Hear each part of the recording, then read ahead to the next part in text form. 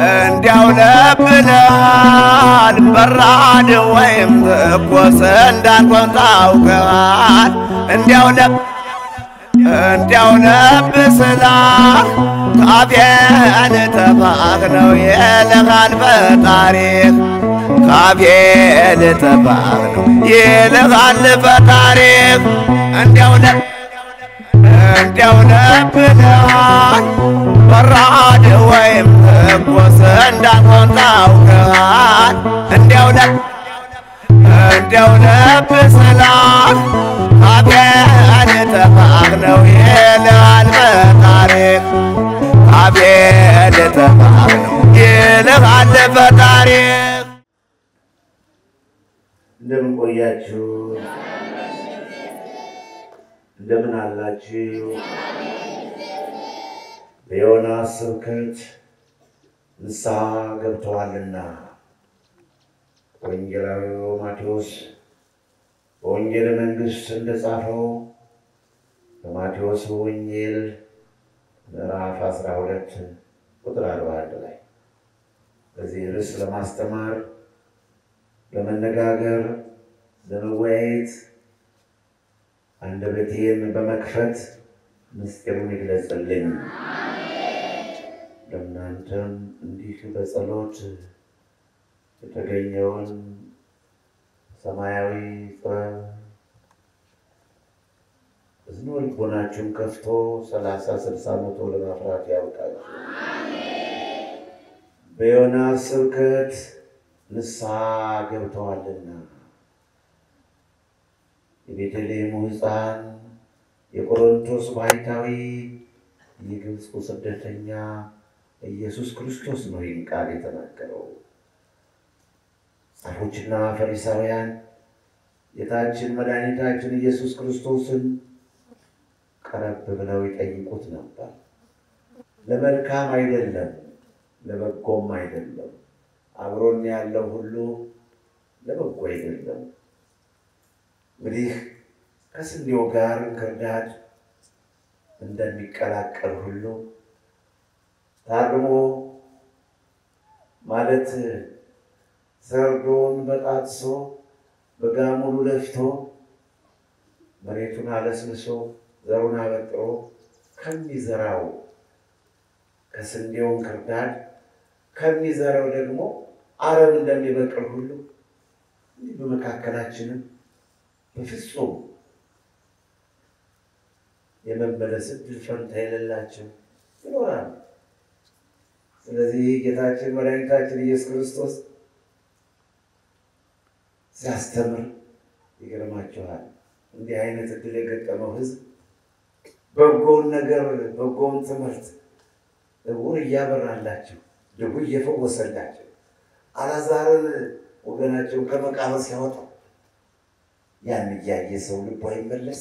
ይሄ የመጻፍ ያለ መጻፍ ብቻ የተጻፈበት ሰው የተጻፈበት ብቻ ለመመለስ ጠንክሩ፣ ለመመለስ ሞክሩ። አሁን ይጻፍብኝ አይጻፍብኝ ያላውቀው ዋናው ነገር መልካም መስራት አለበት። ፈርዖንን ግን ስሜን በፈርዖን አስጠራለሁ፣ የፈርዖንን ልቡን አደነድናለሁ፣ ታምራትን ቢመለከት አያምንም፣ አምላክነቴንም አይረዳም፣ እስራኤልን አልለቅም፣ እግዚአብሔርንም አላውቅም አለ ፈርዖን። ዘጸአት ምዕራፍ 5 ቁጥር 2 ላይ ዘጸአት ምዕራፍ 9 ቁጥር 16 ላይ የፈርዖንን ልቡን አጠነክራለሁ። ልቡ የጠነከረበት ሰው ካለ አድኑኝ፣ እባካችሁ አልቅሱልኝ ይበል ወገኖች። ልቡ የደነደነበት እምቢ ያለው አልመለስም ያለ የእግዚአብሔር ቃል እንደ ዝናብ እየፈሰሰ ለአሕዛብ ምስክር የሆንባቸው ዘንድ ይህ የመንግስት ወንጌል ለዓለም ሁሉ ይሰበካል። ይህ የመንግስት ወንጌል በአሕዛብ ሁሉ ይሰበካል። በማቴዎስ ወንጌል ምዕራፍ 24 ቁጥር 11-12 ላይ ተብሎ የተጻፈው ይፈጸም ዘንድ እንዳናመካ ድሮ ነበር። እኛ በልጅነታችን ስናድግ ወላጆች ቤተሰቦቻችን የተራራው ቆሌ እያሉ ነው እኛ የምናውቀው። ድሮስና ንግድሮ አልገጠመንም፣ መምህር አልተቀጠረልንም። የእኛይቱ እንኳን እድሜ የሆናች 60 ዓመት መምህር አልተቀጠሩልንም። አንዳንድ ታላላቅ ቤተክርስቲያኖች ከቤት ጠባቂ ያላቸው በጌታ ይኖራል። እንደዚህ እኔ ባደኩበት አልነበረም። የአካባቢው ሰውን ደግሞ የተራራው ቆሌ የወንዙ ቆሌ ሲል ነበር ማውቀው። እግዚአብሔር ነው ብቻ እግዚአብሔር ለዚህ አገልግሎት ስለመረጠኝ እኔ አምላክ አንድ እግዚአብሔር መሆኑን ብቻ ነበር ከልጅነት የማምነው። ዘሩጨንገር ሻቂት ቢሉ ያው መንፈስ ቢሉ ጠቋር ቢሉ ያው መንፈስ እነ ሻንበሶ ብሬ ሻንቂት ቢሉን ያላምነ እግዚአብሔር ፈጣሪ መሆኑን ራሱ ገለጸልኝ። እርሱን ለፈጠረኝ አስረዳኝ። ወደ ሌላው ምስጢር መግባት ባልችልም አስተማሪ ባላገኝም አንድ እግዚአብሔር እግዚአብሔር አምላካችሁ ነኝ፣ እኔ በቀር ሌላ አምላክ አታምልኩ፣ ከላይ በሰማይ በምድር በባህር ውስጥ ለሌሎች አማልክቶች አትስገዱ፣ ሌሎች አማልክቶች አይኑራችሁ። ዘጸአት ምዕራፍ 20 ከቁጥር 1-2-3 ላይ የተጻፈውን መንፈስ ቅዱስ ገለጸልኝና ቤተሰቦችን ወይም ደግሞ የአካባቢውን ሕዝብ ይሄ በቡናው በጨሌው የምታመልኩት የአባቴ እናቴ የምትሉት አይደለም፣ አምላካችን እግዚአብሔር ነው ነበር ልሳለሁ። ለካ ለዚህ አዘጋጅቶኝ ነውና። እና የሚገርመው ነገር ፈሪሳውያን ወገኖች ጠጋ ብለው ከጌታ መልካሙን ነገር ተምረው ነፍሳቸውን እንደማዳን ስጋቸውን እንደመጥቀም የማይድን አይደለም። የሚድኑ ጥቂቶች ናቸውን? ሉቃስ ምዕራፍ 13 ቁጥር 23 ላይ፣ በማቴዎስ ወንጌል ምዕራፍ 19 ቁጥር 25 ላይ የሚድኑ ጥቂቶች ናቸውን ብሎ ስለተጻፈ በእውነት የማይድኑም አሉ መሰል። ጌታችን መድኃኒታችን ኢየሱስ ክርስቶስ ከሰማየ ሰማያት ወርዶ ከድንግል ማርያም ተወልዶ በኪደተ እግር ዓለምን እየባረከ ወንጌል እየሰበከ መንግሥተ ሰማያት ቀርባለችና ንስሐ ግቡ ይላቸዋል። ዕውር ዓይነ ስውሩን ያበረዋል፣ ልምሾው ይዘላል፣ አንካሳው ይዘላል። ሲርባቸው እንጀራውን ባርኮ ይመግባቸዋል። በድላቸው ባለመጠቀም ጠጋ ብለው ይጠይቁት ይፈታተኑት ነበር።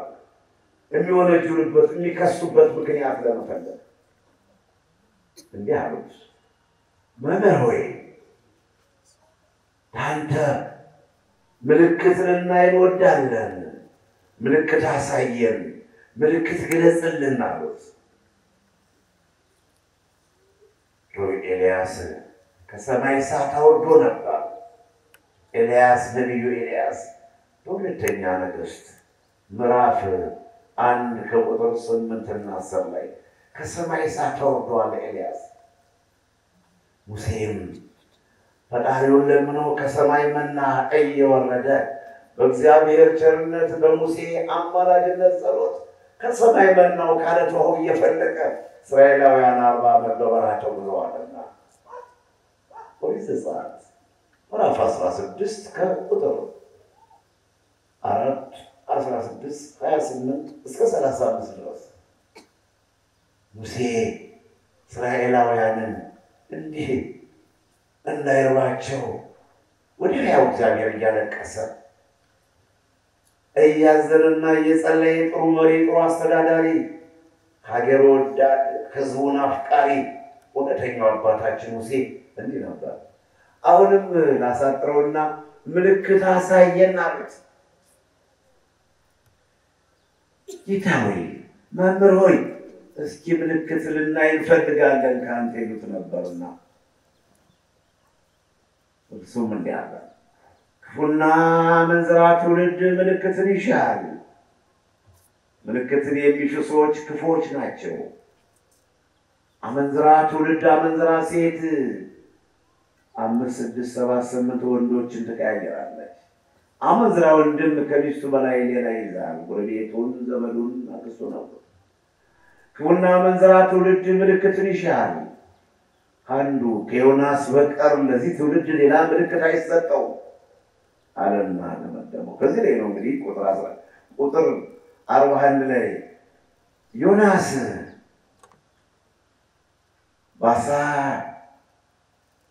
በአሳው ሆድ ውስጥ 3 ቀን 3 ሌሊት ሰነበተ። 3 ቀን 3 ሌሊት ቆየ። የሰው ልጅም ነው በከርሰ መቃብር በዚህ በምድር ልብ 3 ቀን 3 ሌሊት ይሰነበታል ብሎ እሱ በቀራንዮ አደባባይ እንደሚሰቀል ዮሴፍና ኒቆዲሞስን ደግሞ በአዲስ መቃብር እንደሚቀበርና በሶስተኛው ቀን በግነዝ ፍቱልኝ መቃብር ፍቱልኝ ሳይል እንደሚነሳ በዛው አስቀመጠው። ዮናስ 3 ቀን 3 ሌሊት በአሳ አንበሪ ሆድ ውስጥ ነበረ፣ ባህር ውስጥ ነበረ። እግዚአብሔር በባህር ውስጥ መንገድ አለው። እግዚአብሔር በአሳው ሆድ ውስጥ ሕይወትን ይጠብቃል። ዮናስ ከእግዚአብሔር ኮብሎ በመሄዱ እግዚአብሔርን አምልጦ እግዚአብሔርን እሱ መሐሪ ነውና የነነዌን ሰዎች ይቅር ያላቸው እንደሆነ በኋላ ውሸታም ነቢይ ይባላለሁ። ከዚህ ሁሉ እኔ ወደ ተርሴስ መሄድ አለብኝ ብሎ ኢዮጴ ወደብ ነበረች ጊዜና ገንዘቡን ከፍሎ ወደ ተርሴስ ጉዞውን ጀመረ። ከእግዚአብሔር ለማምለጥ ከእግዚአብሔር ለመሸሸግ ነበር የዮናስ ጉዞ የተጀመረው። እግዚአብሔር ግን ባህሩን በታላቅ ነፋስ መታው። መርከቧም ተንገላታች፣ ለመሰበር ደረሰች። ዕቃቸውን እያወጡ ደፉ፣ ዕቃቸውን እያወጡ ጣሉ።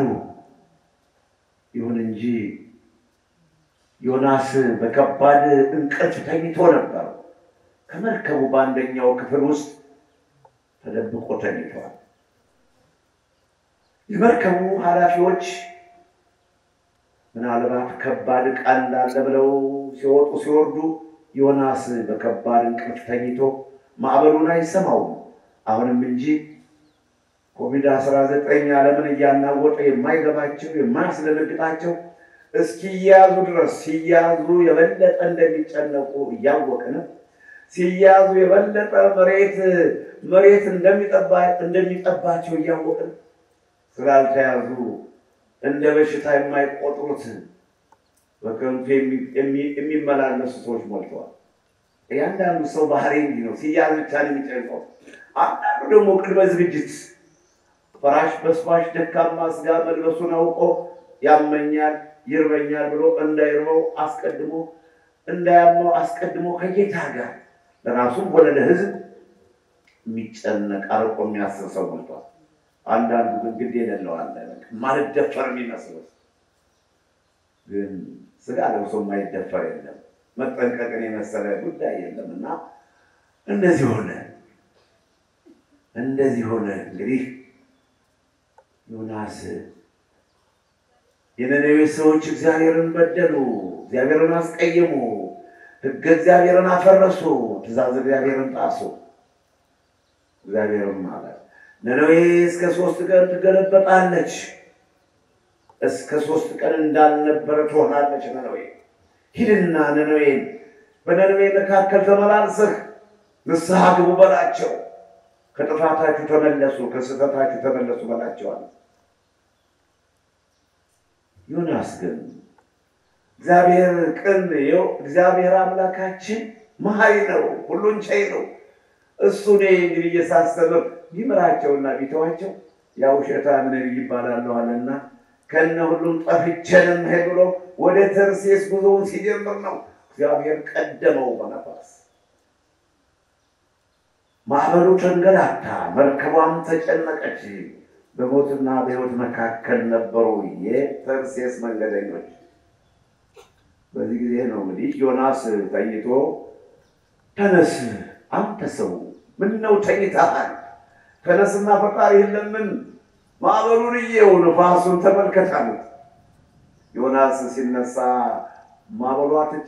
መርከቧ ትጨነቃለች፣ ውሃው እየዘለለ ወደ መርከቡ ይገባል።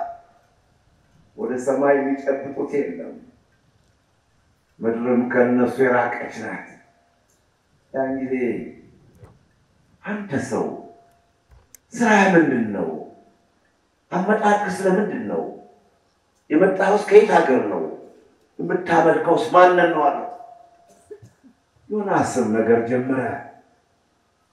በቅንነቱ ወደ ተርሴስ መሄድ ፈለገ እንጂ እግዚአብሔርን መካድ አልፈለገምና እኔ ዕብራዊ ነኝ፣ የማመልከውም ሰማይና ምድርን የፈጠረ እግዚአብሔርን ነው የማመልከው። ሰውየው ዕብራዊ ነኝ በማለት ራሱን አስተዋወቃቸው። መጨረሻ ላይ ዮናስ ይህን ጥፋት ያገኛችሁ በእኔ ምክንያት ስለሆነ አለ። በእኔ ምክንያት ነው ይህ መከራ ያገኛችሁና ወርውራችሁ ወደ ባህር ጣሉኝ። እኔን ወርውራችሁ ስትጥሉ ማዕበሉ ጸጥ ይልላችኋል አለ። ትንቢተ ዮናስ ምዕራፍ 1 ቁጥር 6 ቁጥር 12 ቁጥር 17 ላይ በቁጥር 17 ላይ ዮናስን ወርውረው ወደ ባህር ጣሉት። እግዚአብሔርም ታላቅ አሳ አዘጋጀ፣ በአሳው ሆድ ውስጥ 3 ቀን 3 ሌሊት ሰነበተላቸዋል። ይሄ ነው እንግዲህ ትምህርታችን። እንዲህ ከስሩ ጠር እናምጣላችሁ በማለት ነው። በዚህ ጊዜ እርሳችን ምን ነበር? በዮናስ ስብከት ንስሐ ገብተዋልና መታገል ነው። በነቢዩ ስብከት ንስሐ መግባት፣ በመምህሩ ትምህርት ንስሐ መግባት፣ በምክረ ካህን በትእዛዘ ካህን ራስን ጠብቆ መኖር አይመታደል ነው። ምንም እንኳን እግዚአብሔር ከእናታችን ማህፀን እንኳን ባይገለጽልን ምስጢሩ ባይገባን ካደግን ከጎለመስንም በኋላ በሽምግልና ቢሆን ወደ ጌታ መቅረብ መታደል ነው። ብቻ ዋናው ነገር ቀርቦ መገኘት ነው። በየትኛውም ሰከንድ ደቂቃ ይሁን ለጌታ እጅን መስጠት ያስፈልጋል። እንዳጎበደሉ እንደሸሹ መኖር ጥፋት ነው የሚያመጣው። የነነዌ ሰዎች በዮናስ ስብከት ንስሐ ገቡ፣ መታደል ነው። ኖህ በመካከላቸው እየተመላለሰ ኖህ በጥፋት ውሃ እንዳይጠፋ መርከቡን እያዘጋጀ መርከቡን ሲሰራ በኖህ ዘመን የነበሩ ሰዎች በኖህ ይስቁበት ነበር። አሁን አንዳንዶች አፋቸውን ሲሸፍኑ ሌሎች ይስቃሉ። በተለይ በሀገራችን ደረጃ አፍ መሸፈን መሳቂያ ሆኗል። ምንም እኮ አፍ ቢሸፈን ምንም መሸፈኑ ምን ያስቃል? ይሄ የሚያስቸግር ነገር የለውም። አፍ መሸፈን መሳቂያ መሳለቂያ ሆኗል። ሸሽቶ ሲሄድም ፈርቶ ሞት ያልተፈራ ማን ይፈራል? እንዲህ የሚተቹ ሰዎች የበለጠ ይንቀጠቀጣሉ ቢይዛቸው። እኛስ መልካም ምሳሌ ለመሆን ነው የምንፈራው። እኔ የምፈራው እናንተም እኔ ስጠነቀቅ እናንተም እንድትጠነቀቁ ነው የምፈራው። እኔ ለግሌ ሞት ፈርቼ እንዳይመስላል። ብቻዬን ቢሆንስ እንደ ትዳር ኗሪ በአንድ በቤተሰብ ከልጆች ከቤተሰቤ ጋር መኖር ውስጥ አውቅበት ነበር። ይሄን ሰፊ ህዝብ አደራ ተቀብዬ ለዚህ ሰፊ ህዝብ እረኛ ሆኜ ሳይገባኝ ራሴን መጠበቅ የማልችል ድሃና ደካማ ሰው ወራዳ ሰው ሲሆን በዚህ ሰፊ ህዝብ በዚህ ታላቅ ህዝብ መካከል ከእናንተ ምን እንዳለ ይታወቃል እኮ። ክፉም አለ ብያለሁ፣ ደግም አለ። ከዚህ እኮ የእግዚአብሔር ሰውም አለ እኮ። ይሄ እኮ የእግዚአብሔር መንጋ ነው እኮ። ሰው ቢያውቅ ኑሮ ስለ ወንቅ እሸት ቅዱስ ገብርኤል እንዴት በጥንቃቄ ይመለከተው ነበር። ይህ የእግዚአብሔር መንጋ ነው። እኛ የእግዚአብሔር በጎች ነን። በበጎች መካከል ደግሞ እኔም በጉን አስቀምጦላችኋል እግዚአብሔር። በጎች በበግ እየተጠበቅን እኔም በጉን ከመካከላችሁ አቁሞላችኋል። ስለዚህ እግዚአብሔር መንጋ ነው። አንዳችንም ጠጉራችንን እንዲነካ አይፈልግም። እግዚአብሔር ከኛ ጋር ነውና እውነት ልንገራችሁ። ስለዚህ ለዚህ ህዝብ መጠንቀቅ ግድ ነውና ለዚህ ህዝብ መጨነቅ ግድ ስለሆነ እጨነቅላችኋለሁ። እኔማ በመኖሬ ተስፋ የቆረጥኩ ሰው ነኝ እኮ። ከዚህ ህዝብ ተንኮለኛ ህዝብ ጋር መኖር ምን ያስፈልጋል? ከዚህ ተንኮለኛ እዚህ አመፀኛ ህዝብ ጋር መኖር ኃጢአት መስራት ነው። ስለዚህ ከመኖራችን ሞት ይሻለኛል። እንግዲህ ወደ ትምህርታችን በዮናስ ስብከት ንስሐ ገብተዋልና ስለ ንስሐ ምን ማስተምራችሁ እና በፍርድ ቀን የነነዌ ሰዎች በዚህ ትውልድ ላይ ይፈርዱበታል። የዮናስን ስብከት ሰምተው ንስሐ ገብተዋልና ከዮናስ የሚበልጥ ከዚህ አለ ይላልና ጌታችን መድኃኒታችን ኢየሱስ ክርስቶስ ከዮናስ የሚበልጥ ከዚህ አለ አለ። ስለራሱ ሲናገር ነው። የነነዌ ሰዎች የዮናስን ስብከት ሰሙ፣ ትምህርቱን ተቀበሉት። ንጉሱ ከመሬት ላይ ወደቀ። ንጉሱም ማቅ ለበሰ፣ አመር ነሰነሰ፣ ከመሬት ላይ ወደቀ። መሳፍንቱን፣ መኳንንቱን፣ ሕዝቡን በሙሉ ጥጆች፣ ግልገሎች፣ የበግ የላም ጥጆች ሁሉ ከሳር ከውሃ ተከለከሉ። 3 ቀን 3 ሌሊት እህል ውሃ አይቀመስም ነበር። የነነዌ ጾም ይህን ይመስል ነበር። ይህ ብቻ አይደለም። ከመብላት ከመጠጣት ከምቹ መኝታ ወይም ከምቹ ወንበር ላይ ከመቀመጥ ብቻ ሳይሆን የነነዌ ሰዎች ከሚሰሩት ኃጢአት ሁሉ ከተንኮላቸው ከሚፈጽሙት ግፍ እና በደል ራሳቸውን ጠበቁ። ንስሐ ማለት ይሄ ነው። መብል ብቻ መተው አይደለም። ስጋውን ጾማውን እንጀራውን ብቻ መተው አይደለም። ማስፈድና መዋል ብቻም አይደለም። ከተንኮል መመለስ ነው ያቃተና አሁን እንጀራውንማ ለመቆጠብ እኮ ስትሉት ለመቆጠብ እንዴ ኋላ ምሴን ምን እበላለሁ ምሴን ምን ልበላ ነው ብላችሁ ምናልባት ቁርስ የምታረጉትን ምሳ ታረጉታላችሁ ወይ ስተኛ ራቴን እንቅልፍ እንዲወስደኝ ድሮ ምን በለው ስናጣ እንዲህ ነበርኩ እንቅልፍ እንዲወስደኝ ራቴን በልቼ ልተኛ ብለን ቀንስ በስራውም በምኑም ስንል እንውላለን ብለን ራት ለማድረግ የምሳውን ለራት እንቀጥረዋለን። እንጀራውንማ በየምክንያቱ እንተዋለን። ደግሞ ድሃ በመሆናችን በሰዓቱ ባለማግኘታችን ቁርስም ምሳም ሳለን ጾም የምናድርበት ጊዜ ብዙ ነው። በድህነት እንጾማለን። ድሆች ሁልጊዜ ጾመኞች ነን። ጾምማ ዝም ብሎ ይጾማል፣ በማጣትም ይጾማል፣ በየምክንያቱም ይጾማል። ጾምማ ጾማውና ስጋው ቢኖርም በሽተኛ በመሆናቸው ያዩትን ባለመብላታቸው የሚጾሙ ሞልቷል እንጀራው፣ ሞልቷል ቅቤው፣ ሞልቷል እርጎ። ነገር ግን ጾም ጨጓራው፣ ግፊቱ፣ ኩላሊቱ፣ ስኳሩ ስለያዛቸው እንዲህ አይነት እንዳትሆነ ሐኪም ይከለክላቸዋል። እንደገናም ሰውነታቸው ባይስማማ ሽቅብ ቁልቁል እያለ እያቃጠላቸው እያዩ የማይበሉ ሞልተዋል። ባላቸው ሀብት የማይጠቀሙ በገንዘባቸው በድላቸው የማይጠቀሙ ሞልተዋል። ጾምስ በየምክንያቱ ይጾማል። አሁን ተንኮሉን የሚተው አሁን ክፋቱን የሚተው አሁን ባህሪውን የሚለውጥ አፉን የሚጾምለት እጁ የሚጾምለት እግሩ የሚጾምለት ልቡ የሚጾምለት ልቡ ክፉ ከማሰብ ለወደለበት እንግዲህ ልቡ ክፉ ከማሰብ ተንኮል፣ ግፍ፣ ቅሚያ፣ ውንብድና፣ ማታለል፣ ጉቦ፣ ሙስና ነገር እንዲህ አይነት ከመተው ይሄን አይነት ልባችሁ ክፉ እንዳያስብ ልብን መቆጣጠር፣ አይናችሁ ክፉ እንዳይመለከት አይንን መቆጣጠር፣ እጃችሁ ከሰው ኪስ እንዳይገባ የሰው በረት እንዳይከፍት እጅን መቆጣጠር፣ እግራችሁ ወደ በረት እንዳይሄድ ነፍሱ ደም ወደ ማፍሰስ ደንበር ወደ መጥፋት እንዳይሄድ እግራችሁን መቆጣጠር። ዋናው ጾም ማለት ይሄ ነው። የነነዌ ሰዎች ልበላችሁማ የወረደው ሰዓት የተነሳላቸው፣ የታዘዘው መቅሰፍት የጠፋላቸው፣ የታዘዘው መቅሰፍት ሁሉ የተመለሰላቸው ከሚሰሩት ክፉ ስራ ሁሉ ተመለሱ። በዮናስ ስብከት ንስሐ ገቡ። ጾሙ፣ ጸለዩ። 3 ቀን 3 ሌሊት አልበሉም አልጠጡም። የበግ ግልገሎች የላም ጥጃዎች እነሆ ሕፃናት ሁሉ በእናታቸው ቅፍ ያሉት ጡቱ ተከለከለ። እሳሩና ሆ ታገደ። ንጉሱ ከመሬት ወደቀ። ይሄ ነው ጾም ማለት። ይሄ ነው ጾም ማለት። እንዲህ ቢሆን ኑሮ ኮቪድ-19 እነሆ የሰማይ አምላክ እግዚአብሔር ይበቃል እጅን መልስ ይለው ነበር የሰማይ አምላክ እግዚአብሔር። እንዲህ ቢሆን ኑሮ እንዲሁም ለብዙዎች ተመቻቸው። ለብዙዎች ይህ በሽታ የተመቻቸው እኛ እዚያ አንገታችን ደፍተን ዘግተን ተቀምጠናል።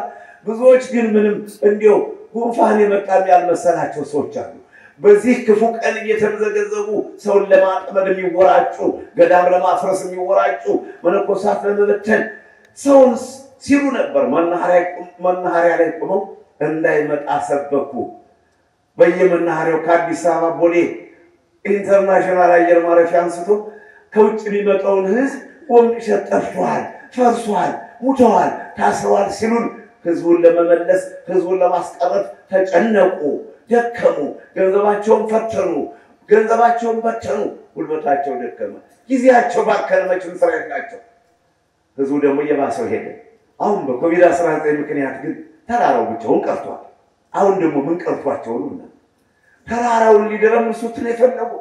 ተራራውን ለማፈን ምን ለመገልበጥ ነው የፈለጉት? ምን ቀርቷቸው? አሁን ደግሞ እንቅልፍ አጥተው ይሄ በሽታ ባለም ላይ መጥቶ ማልቀስ ሲገባ ማዘን ሲገባ እንደነነዌ ሰዎች ማረን፣ ይቅር በለን፣ በደለናል፣ ተሳሰናል፣ አላበጀንም፣ ጌታ ሆይ ማረን፣ አቤቱ ህዝብህን አድን፣ ርስትህንም ባርክ እንደማለት እንደማልቀስ አሁን ደግሞ በዚህ በሽታ ዘመን የሚወራጩ ሞልተዋል። እግዚአብሔር እኛንም በቸርነቱ ይመልከተን። ጠላታችን ሰይጣንን ደግሞ በመዓቱ ይገስጸው። በዮናስ ስብከት ንስሐ ገብተዋልና ንስሐ ግቡ ወገኖቼ። የነነዌ ሰዎች ትንቢተ ዮናስ ምዕራፍ 4 ቁጥር 5 እስከ መጨረሻው የታዘዘው መቅሰፍት ተነሳላቸው። እስካሁን ሳነብላችሁ የነበር በትንቢተ ዮናስ ምዕራፍ 3 ከቁጥር 1 እስከ 10 ነበር።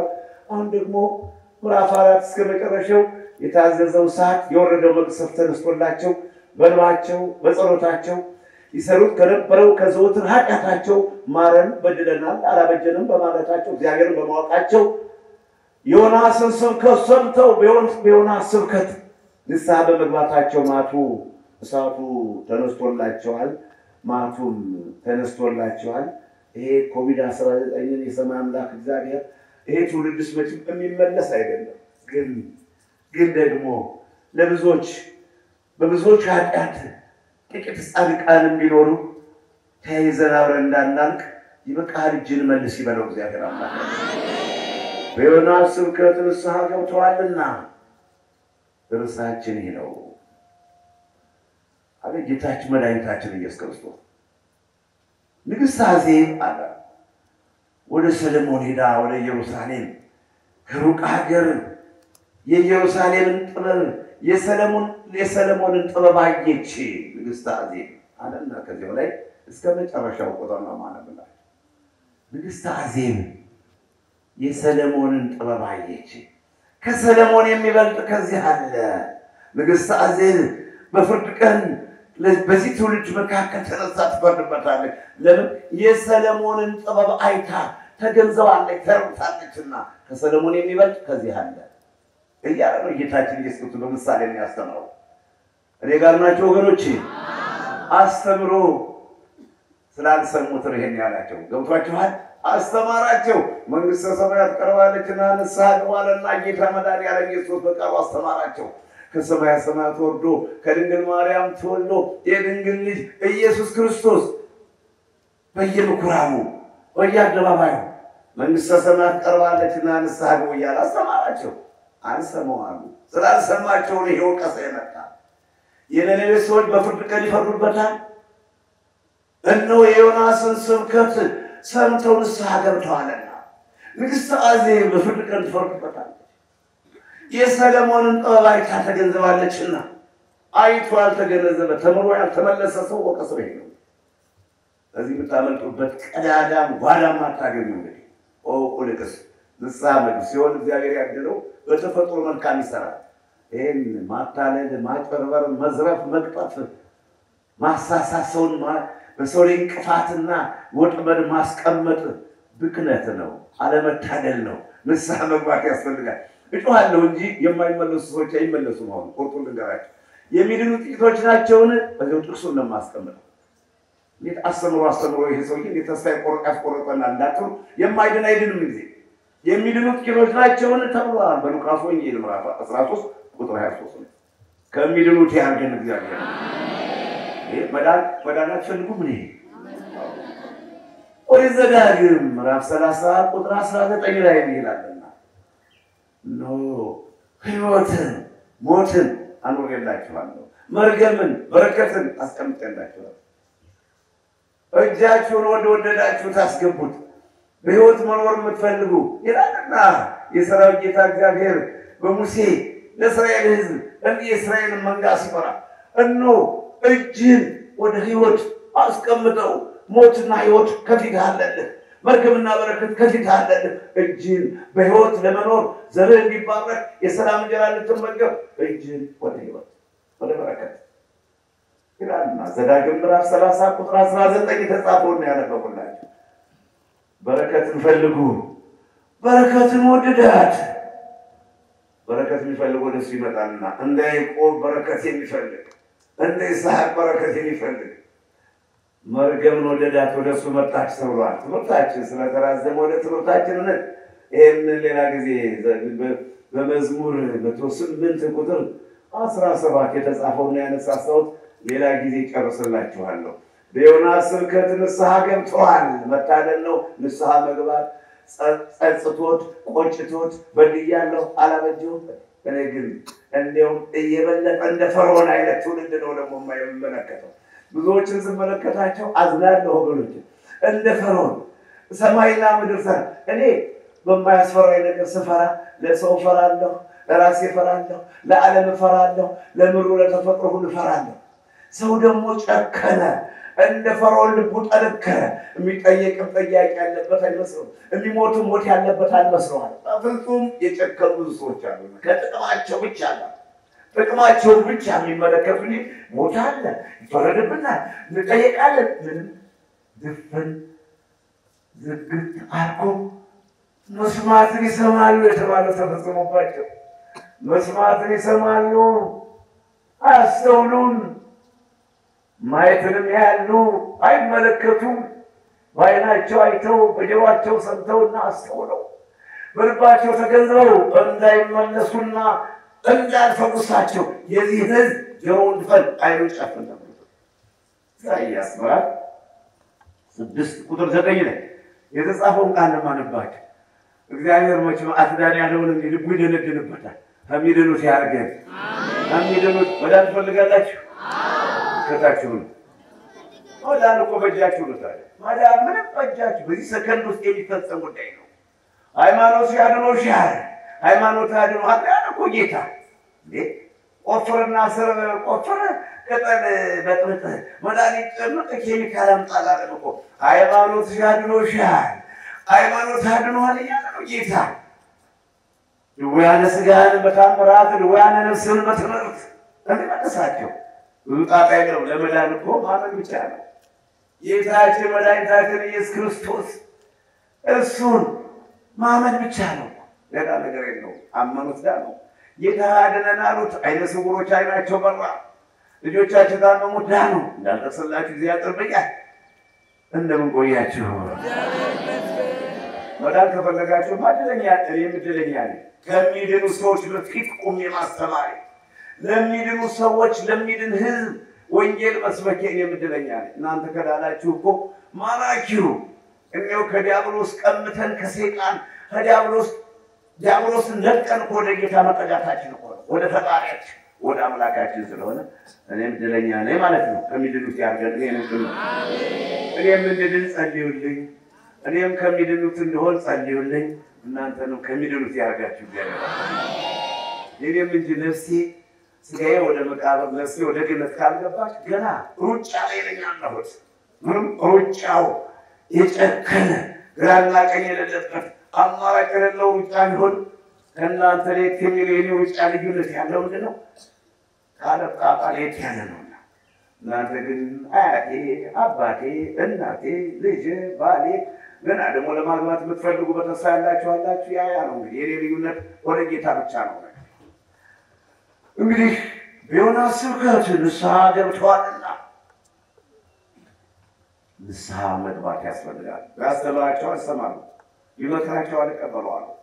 በማርቆስ ወንጌል ምዕራፍ 6 ከቁጥር 1 እስከ 6 ድረስ፣ በማቴዎስ ወንጌል ምዕራፍ 13 ከቁጥር 53 እስከ 55 ድረስ ጌታችን መድኃኒታችን ኢየሱስ ክርስቶስ በሀገር ወደ ሀገር ሄደና መንግሥተ ሰማያት ቀርባለችና ንስሐ ግቡ ብሎ ያስተምራቸው ነበር። ንስሐ ግቡ እያለ ያስተምራቸዋል። ያን ጊዜ ሲያስተምራቸው እንዲህ ይሄ ዮሴፍ ልጅ አይደለም አሉ። ተመልከቱ። ትምህርቱን እንደመስማት የነቢያትን መጻሕፍት አንብበዋል። ጻፎች ሊቃነ ካህናትም በየሰንበቱ ለሌሎቹ ይተረጉሙታል። ነው ይወርዳል፣ ይወለዳል፣ ድንግል በድንግልና ጸንሳ በድንግልና ወንድ ልጅ ትወልዳለች፣ ስሙም ኢየሱስ ይባላል፣ አማኑኤል ይባላል የሚለውን ለሌሎቹ ለምዕመናን ያስተምራል። እነሱ ግን አልተቀበሉትም። እንዳለመታደል ሆነና አልተቀበሉትም። ለሰው ያስተምራሉ፣ እነሱ ግን አልተቀበሉትም። ምን አሉት? እንዴ ይሄ ዮሴፍ የእንጨት ጠራቢው ልጅ አይደል አሉት። ናቁት፣ ሰደቁት። ጌታ የእንጨት ጠራቢው ልጅ አይደል? ይህን ጥበብ የት አገኘው? ይህን እውቀት ከየት አመጣው? አሁን የትስ ላምጠው? እናንተ ተማሩ እንጂ ስራ ቀበሉኝ አላልኳቸው፣ ቀጠራ አምጡልኝ አላልኳቸው። ምን አገባሽ? አሁን ብዙዎቻችሁ እኮ የማያገባችሁም ብዙ የምትመራመሩ አላችሁ። ባንወያይ እንጂ ባንነጋገር እንጂ ባንቀራረብ እንጂ ብዙ በህሊናችሁ የታወከ ብዙዎች አጣችሁ። ከዚህ እኮ ቃሉን ለመቀበል የሚያቃጥላችሁ ዲያብሎስ ያደረበት ብዙ ሰው ሞልቷል እኮ። ስለዚህ እኮ ነው ጌታንን መቀበል አቃታቸው። እንዴት የዮሴፍ ልጅ ነው? ወንድሞቹም ያዕቆብና ዮሳ ይሁዳ ናቸው። ወንድሞቹ እናውቀው የለን ይሄን ጥበብ የታመጣው ይላሉ። እንደ መማር፣ እንደ መመከር፣ እንደ መባረክ፣ እንደ መመረቅ፣ ከሚድኑት ሆኖ እንደ መዳን አለመታደል ነውና እኔጋማቸው ወገኖቼ ወንጌላዊ ማርቆስ ወንጌል መንግሥት እንደጻፈው በዚህ ቦታ ላይ አለ በጥቂቶች ሰዎች ላይ እጁን ጭኖ አዳናቸውና ነገር ግን ብዙ ሰው እንዳያድን ባለማመናቸው ተደነቀ። ስለተጠራጠሩ ተደነቀባቸው። ባለማመናቸው ደነቀው። ምን አይነት ልባቸው የደነደነ፣ ምን አይነት አንገታቸው የደነደነ ክፉዎች ናቸው ብሎ ባለማመናቸው ብዙ ሰዎች አላዳነም በማለት ማቴዎስ ወንጌል ምዕራፍ 13 ቁጥር 58 ላይ ባለማመናቸው ብዙ ሰው አላዳነም፣ ጥሏቸው ሄደ። ማታምኑ ከሆነ አትድኑም። እሺ ከተጠራጠራችሁ ወብሸትን ከተጠራጠራችሁት የመዳን ተስፋችሁ የመለመነ ነው፣ ወይም የምትድኑበት ቀን ይራዘማል። አምኖ ነው መዳን፣ ይሁንልኛል ብሎ ነው መዳን። ከሚድኑት ያርገን እግዚአብሔር አምላክ። ጌታ ሆይ ግለጽልኝ፣ አሁንም አንተ ነህ ተስፋዬ፣ ያለ አንተ ተስፋ የለኝም። ይህ ሕዝብ እንደው ለጊዜው ይወደኛል፣ ውስጡን ደግሞ አላውቅም። ለጊዜው ይወደኛል፣ ስጦታዬ ነውና እንዲወደኝ አድርገሃል፣ እኔም እወዳቸዋለሁ። ውስጡን ግን በመከራዬ ቀን ማን አብሮኝ እንደሚቆም እግዚአብሔር ብቻ ነው የሚያውቀው። ስለዚህ አንተ ግለጽልኝ፣ ያለ አንተ ተስፋ የለኝም። የእኔ ጌታ አንተ ጠብቀኝ። እና ትምህርታችን በዮናስ ስብከት ንስሐ ገብተዋልና ጌታ ከዮናስ የሚበልጥ ከዚህ አለ፣ ከሰለሞን የሚበልጥ ከዚህ አለ እያለ አስተማራቸው። ያስተምራቸው አላምን አሉ፣ አልታደሉምና። በማቴዎስ ወንጌል ምዕራፍ 11 ቁጥር 20 ላይ፣ በሉቃስ ወንጌል ምዕራፍ 10 ቁጥር 13 ላይ ወዮልሽ ኮራዚ፣ ወዮልሽ ቤተሳይዳ፣ በእናንተ የተደረገው ታምራት በጢሮስና በሲዶና ተደርጎ ቢሆን ኑሮ ማቅ ለብሰው አመድ ነስንሰው ንስሐ በገቡ ነበር። አንቺም ቅፍርናሆም ወደ ሰማይ ከፍ ከፍ አልሽ። አንቺም ቅፍርናሆም ወደ ሰማይ ከፍ ከፍ ወደ ሲኦል ትወርጃለሽ። በአንቺም የተደረገው ድንቅ ስራ ታምር ሁሉ በሰዶም ተደርጎ ቢሆን ኑሮ እስካሁን በኖረች ነበር አለ። እንደምን ቆያችሁ? ወዮልሽ ኮራዚ፣ ወዮልሽ ቤተሳይዳ፣ ተምረው ትምህርቱን ያልተቀበሉ ናቸው። አይኑ ሲበራ እውሩን አይተው ያላመኑ ናቸው። አንካሳው ሽባው ሲዘል እያዩ ባለማመናቸው ነው። በወንቅሸት ቅዱስ ገብርኤል አንድነት ገዳም አይታችሁ ያላመናችሁ ዕዳ አለባችሁ ብሎ እንግዲህ ይህን ይመስላል። ውድ የተዋህዶ ልጆች ትውልድ ሆይ በዓለም ዙሪያ ያላችሁ የበረሃው ስብከት ይህን ይመስላል። ተራራውን እያነቃነቀ የእግዚአብሔር ቃል እንደዚህ ሰማያት ሆይ ስሙ፣ እግዚአብሔር ተናግሯልና ሰማያት ሆይ ስሙ አለ ኢሳይያስ። እግዚአብሔር ተናግሯልና ሰማያት ሆይ ስሙ፣ ምድርም አድምጪ። ልጆችን ወለድሁ አሳደግኳቸው፣ ነገር ግን አመፁብኝ አለ ኢሳይያስ ምዕራፍ 1 ቁጥር 1 እና 2 3 ላይ ሰማያት ሆይ ስሙ፣ እግዚአብሔር ተናግሯልና ልጆችን ወለድሁ አሳደግኳቸው፣ ነገር ግን አመፁብኝ ከዱኝ። አቤት የሰራዊት ጌታ እግዚአብሔር እኔ ጋር ናቸው ወገኖቼ። ልጅ ወልዳችሁ ልጅ የካዳችሁ ትኖራላችሁ እኮ። ልጅ ወልዳችሁ ልጅ ያሳዘናችሁ ትኖራላችሁ እኮ። እኛም እንጂ በተቀደሰው ተራራ በወንጌል ቅዱስ ገብርኤል አንድነት ገዳም ከኤችአይቪ ተፈውሰው ከዱና፣ ከካንሰር ድነው ከዱና፣ ከሰይጣን ማሰሪያ በሐብል ታስረው መጥተው እጃቸው በሐብል እግራቸው በእግር ብረት ታስረው መጥተው በአልጋ ተጭነው መጥተው አልጋቸውን ተሸክመው ሂደው ከሐብሉ ከእግር ብረቱ ነፃ ወጥተው አይምሯቸው ተመልሶ ጤናቸውን አግኝተው ከዱና፣ ከሳሽ ሆኑ፣ ምስክር ሆኑ። ልጆችን ወለድሁ፣ አሳደግኳቸው። ነገር ግን ከዱኝ። እግዚአብሔር ተናግሯልና ሰማያት ስሙ ምድርም አለመች። ልጆችን ወለድሁ አሳደግኩም፣ አመጹብኝ። ለምን ኃጢአት ላይ ኃጢአት እየጨመራችሁ ትቀሰፋላችሁ ይላል። ቁጥር 5 ደርሼላችኋለሁና ይህን ይመስላል ስብከታችን። እንግዲህ ዮናስን ስብከት ሰምተው ንስሐ ገብተዋል። ንስሐ ያልገቡትን ነው ኢሳይያስ የሚወቀሳቸው። በሬ ገዢውን ያውቃል አለ እንጂ በሬ ገዢውን ያውቃል፣ አህያም የጌታዋን ጋጣ ታውቃለች። እስራኤል ግን አላወቁም። እናንተም አላወቃችሁም እንዳትባሉ ወዮላችሁ። አላወቃችሁም እንዳትባሉ። እግዚአብሔርን አላወቁት። ከሌላ ናችሁ ወገኖቼ። በሬ ገዢውን አወቀ፣ አህያም የጌታዋን ጋጣ አወቀች። እናንተስ እግዚአብሔርን ማወቅ አለባችሁ። እግዚአብሔርን አላወቁ። እስራኤል ግን እግዚአብሔርን አላወቁ ብሎ ነው ኢሳይያስ የደመደመው። ከዚህ ማት ያወጣል እግዚአብሔር። እግዚአብሔርን አላወቁም ከመባል ፈጣሪያችን በዝናብ አብቅሎ በፀሐይ አብስሎ እንዲህ አድርጎ በቸርነቱ አሳድጎን ለቁም ነገር አብቅቶን ከዚህ ደረጃ ደርሶን ክብረ ምስጋና ይግባው። አላወቁም ከመባል ያወጣችሁ። ትምህርታችን ይህን ይመስላል። እንግዲህ በዕለቱ ያለን ትምህርት እንደዚህ ነው። እንግዲህ ንስሐ ግቡ ነው የምንላችሁ። ተመለሱ፣ ይጸጽታችሁ። እዚህ በፊት መቼም ብዙዎቻችሁ ራሳችሁን ታውቁታላችሁ። ወንዶችም ሴቶችም ጾታና እድሜ ሳይለይ ምን ነበራችሁ? ከየት ነው ያደጋችሁት? ከነማን ጋር ነው የኖራችሁ? ስራችሁስ ምንድን ነው? ታዲያ አሁን እንግዲህ እድሉ ገጥሟችኋል። የንስሐ ጊዜ ሰጣችሁ እግዚአብሔር። እንዲሁም ኮቪድ-19 በአንድ ተራራ ውስጥ እንድትቆዩ አረጋችሁ። እናንተንም ሌሎቻችሁም በዓለም ዙሪያ 5 ወር ዘግታችሁ ነው ያላችሁት። ብዙዎቻችሁ ስራ ለመሄድ ዘግታችሁ ያላችሁ ሞታችኋል። ሌሎቹ ደግሞ ስራ የምትሄዱ ርቀታችሁን ጠብቃችሁ እንደ ድሮ መተራመስ የለም። ምናልባት እውቀቱና ምስጢሩ የገባችሁ ሰዎች፣ ምስጢሩ ያልገባቸው ሁልጊዜ ሰርግና ተስካሪ ያልኩት ምንም ማድረግ አንችልም። ምስጢሩ የገባው ግን በዚህ ሰዓት ራሱን መጠበቅ ግድ ነው። ከዚህ አድርሶናል። ቀሪ ጊዜውን ደግሞ እግዚአብሔር መውጫውን ይስጠን ነው። ከፋም በጀም እኮ እስከ ኃጢአታችን ቢሆን መዋል ማደራችን ተመስገን ነው አይደለም? ከዚህ በላይ ደግሞ ሰዎቹም የዛን ታለን በጎዲና አይደለም። ከዚህ በላይ ደግሞ አንዱ ሲሞት አንዱ ሲታመም አያሳየኝ ጌታ እግዚአብሔር አያርገብኝ። ሌላ ምን ተስፋ አለን? ከዚህ ማን ነው የኛ ወገን? ማን ነው የኛ ተስፋ? እኔና እናንተ እዚሁ ከታመምነ እኔና እናንተ አሳማሚ ካጣ አልቅሱ፣ ጸልዩ።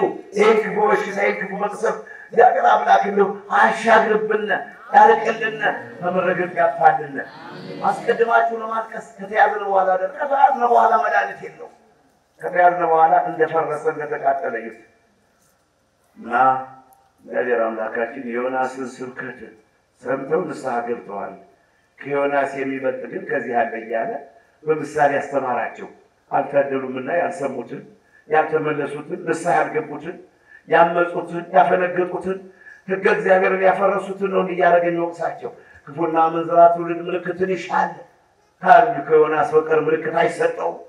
ዮናስ በአሳ አንባሪ ውስጥ 3 ቀን 3 ሌሊት ሰነበተ። እንግዲህ እንዴት ላድርጋችሁ? በጥቂት አርግታችሁ ኦፕሬሽን አይሆንም። ቀዶ ጥገና የለም። ሃይማኖት ጉዳይ ማስተማር ብቻ ነው። ማስተማር መገሰጽ ካልሆነ ምንም ግጥጥ ብለው የማይመለሱ ሰዎች፣ ከተፈጥሯቸው የማይቀየሩ ሰዎች ስላለ ያሳዝነኛል። ምን አይነት ማህፀን፣ ምን አይነት ከምን አይነት አባት ከምን አይነት እናት መወለድ ነው አለመታደል። እንዲህ እግዚአብሔር ቃል ያላስተማሪ በመንፈስ ቅዱስ እንዲህ ሲወርድልን ከዚህ ላይ ማራሱ በእውነት ከዚህ ላይ ማራሱ ያለ ወጣው የት ነው ታዲያ ንስሐ እንገባው? ይሄ ተራራ ነው የሚታይ፣ ከተማ የለ፣ ሙዚቃ የለ፣ የመኪና ድምፅ አይሰማ፣ ሰካራሞች አይጮሁብን፣ ከአራዊት የወፎችን ዜማ ብቻ እየሰማ ደግሞ በዚህ በቤተ ክርስቲያናችን 24 ሰዓት አገልግሎት እየተሰጠ በዚህ እድል ካልተጠቀምነ በዚህ እድል ንስሐ ካልገባን ይሄ ንስሐ ትምህርት ነው ያስተማርኳቸው። እኛም ዛሬ ጾም ነው ፍልሰታ ለቤታችን ይሄው የጾምን ያለነው በሶስት ቀን ላይ የነነዌ ሰዎች ማፍ የተነሳላቸው መቅሰፍቱ የተመለሰላቸው ምሕረት ያገኙ ሰላም ያገኙ ኢየሱስ ክርስቶስን የመሰከረላቸው የነነዌ ሰዎች ዮናስን ስብከት ሰምተው ንስሐ ገቡ። መቅሰፍቱ ማቱ ተነሳላቸው። ከዮናስ የሚበልጥ እዚህ ያለ አለ ጌታ መድኃኒዓለም ኢየሱስ ክርስቶስ። ነገር ግን አልሰሙትም፣ ትምህርቱንም አልተቀበሉትም። ያሙትና ይቀሉት ነበር። በሉቃስ ወንጌል ለማጣችሁ ምዕራፍ 4 ቁጥር 25 26 27 ላይ ወንጌላዊ ሉቃስ እንዲህ አለ። በኤልያስ ዘመን 3 ዓመት ከ6 ወር ዝናብ እንዳይጥል ተረጉሞ በነበረ ጊዜ በምድር ላይ ታላቅ ረሃብ ነበረ። ያን ጊዜ 3 ዓመት ከ6 ወር በእስራኤል ላይ ታላቅ ረሃብ በነበረ ጊዜ ኤልያስ ከዋሻው ወጥቶ ሲሄድ አንዲት መበለት ናት ከእስራኤል በሲዶና በሰራፕታ ከምትኖረው ከአንዲት መበለት በቀር ወደ ሌላዎች አልገባም። ከማን የገባ? ከአንዲት መበለት በቀር ወደ ሌላዎች አልገባም። ነገር ግን በዛ በሲዶና በሰራፕታ ብዙ መበለቶች አሉ፣ ብዙ ሴቶች አሉ። ኤልያስ ግን ከማን ነው? ከአንዷ ብቻ ነው። ያ የረሃቡ ዘመን እስኪያልፍ ድረስ የነበረ አለ ጌታችን መድኃኒታችን ኢየሱስ ክርስቶስ በኤልሳ ዘመን አለ። ደግሞ በኤልሳ ዘመን ደግሞ በእስራኤል ላይ ብዙ ለምጻሞች አሉ፣ ብዙ የለምጽ በሽታ ያደረባቸው ብዙ በሽተኞች አሉ። ግን ከንዕማን በቀር በኤልሳ ከለምጽ የተፈወሰ ንዕማን ብቻ ነው። እንደምን ቆያችሁ? እንግዲህ ከዚህም ምናልባት በሽታው የተራዘመባችሁ ካለ በራሳችሁ ከሆነ ንስሐ ግቡ። የበሽታው ጸባይ ከሆነ ደግሞ ፈጣሪያችሁን አመስግኑ። በኤልሳ ዘመን እንዴት የሆነ በእስራኤል ብዙ ለምጻሞች አሉ፣ የለምጽ በሽታ ያነደዳቸው ያቃጠላቸው ሞልቷል። ግን ማን የተፈወሰ? ንዕማን ብቻ በኤልሳ ዘመን። ከዚህ ደግሞ አሁን እርግጥ ብዙዎች ድናችኋል፣ ድነናል። እኔም እኮ ጤና ቢኖረኝ ነው ቆሜ መገኘት። ክብር ምስጋና ይግባው። ብዙዎች ድነናል።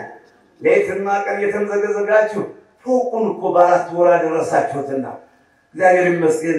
ይቆረጥማችሁም ራስ ምታት፣ ቁርጥማት፣ ቁርቁርጠት ቢኖርም ስጋ ለብሰን እንደ ጳውሎስ እንደ ኢዮብ ብንታመም ስራ አላስተውልም። የተኙም ካሉ ደግሞ በሽታ የጸናባቸው ካለ ደግሞ በሽታው እንደ ተራ ጉንፋን ያርግልን እና ከንዕማን በቀር በኤልሳ ከእስራኤል ብዙ ለምጻሞች እያሉ ንዕማን ብቻ ነው። መደጋግመው ወገኖች መድገምን ያልፈልግም።